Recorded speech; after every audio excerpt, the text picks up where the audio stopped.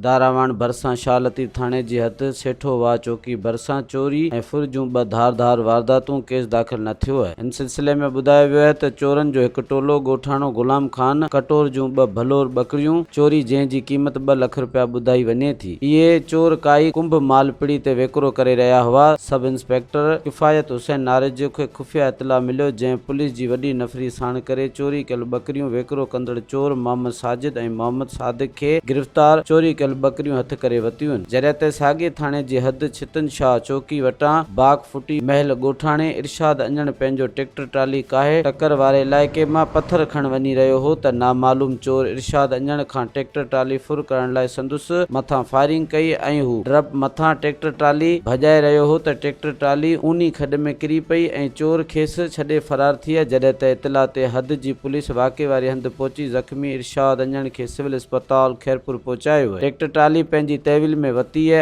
आख़िरी इतलाउनि ताईं ॿिन्ही वाक़िअनि जो केस दाख़िल न थी सघियो आहे। मज़ीद ख़बरनि ऐं तफ़सीलात लाइ विज़िट कयो असांजी वेबसाइट www.awamiNewsHD.com ऐं ॾिसंदा रहो अवामी न्यूज़ HD।